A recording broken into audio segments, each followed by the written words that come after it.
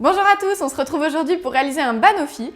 C'est un gâteau qui vient de chez nos amis les anglo-saxons et du coup il est parfait pour le tea time. Il est composé d'une pâte au biscuit sablé, d'une couche de confiture de lait, de rondelles de banane et surmonté d'une chantilly. Alors oui, sur le papier le combo semble super riche et c'est quand même un peu le cas, mais le mélange fonctionne super bien et le gâteau est très réconfortant. Et surtout, il ne nécessite pas de compétences particulières en pâtisserie. Allez, on passe tout de suite aux ingrédients nécessaires. Pour réaliser cette recette, il vous faudra 100 g de petit beurre, 100 g de spéculoos, 100 g de beurre, 3 bananes, une boîte de conserve de 100 g de lait concentré sucré ou une boîte de confiture de lait, 20 cl de crème entière, 50 g de sucre glace et enfin du cacao en poudre ou 20 g de tablettes de chocolat pour réaliser la décoration. On va commencer par la confiture de lait. Alors c'est quelque chose que vous pouvez trouver facilement dans le commerce, mais vous pouvez aussi la faire maison.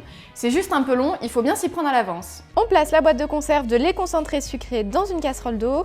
Il faut bien que la boîte soit totalement recouverte d'eau. On met à chauffer et on compte 2 heures de cuisson après la reprise de l'ébullition. On va maintenant préparer la pâte au biscuit qui constituera la base du gâteau. On fait fondre le beurre au micro-ondes, puis on casse grossièrement les biscuits et on les place dans le bol du mixeur. Et on va ensuite mixer jusqu'à obtenir une poudre assez fine. Si vous n'avez pas de mixeur, vous pouvez placer les biscuits dans un sac de congélation et les casser avec un rouleau à pâtisserie. On ajoute le beurre fondu au biscuit et on mélange bien. On garnit le fond du moule avec du papier sulfurisé, donc on va le découper en forme de rond. On verse ensuite le mélange de biscuits dans le moule. On va bien tasser avec le dos d'une cuillère pour obtenir une préparation bien dense.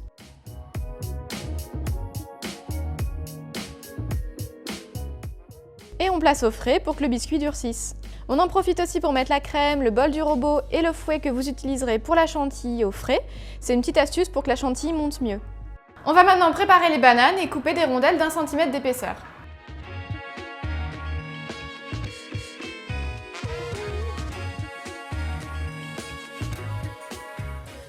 On prépare ensuite les copeaux de chocolat pour la déco. Alors j'ai utilisé un couteau et j'ai gratté du chocolat en tablette, mais vous pouvez aussi utiliser une râpe par exemple. Quand le temps de cuisson du lait concentré est terminé, on va sortir la boîte de conserve qu'on laisse refroidir pour éviter de se brûler à l'ouverture. Puis on mélange le lait concentré qui va avoir caramélisé et pris une jolie couleur brune. Et voilà, votre confiture de lait est prête. Avant de commencer le montage du gâteau, on s'occupe de la crème, on va la monter en chantilly. On verse la crème bien froide et le sucre glace dans le bol du robot et on va battre plusieurs minutes à vitesse rapide. Attention tout de même à ce que votre chantilly ne tourne pas en beurre. Et maintenant que tous les éléments du banoffee sont prêts, on va pouvoir commencer le montage. On commence par recouvrir le biscuit d'une bonne couche de confiture de lait.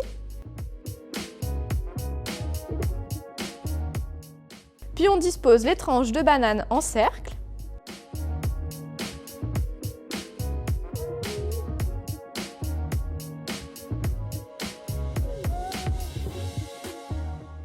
On termine avec la chantilly.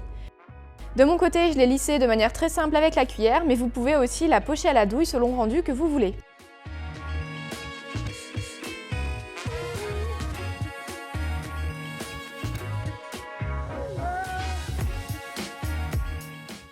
Et on finit par la décoration, plus qu'à saupoudrer le gâteau de copeaux de chocolat.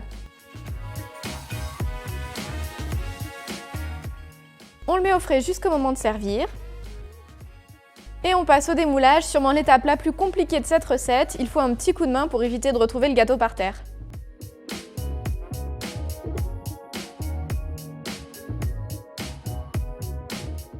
Et voilà, j'espère que cette petite recette vous aura plu.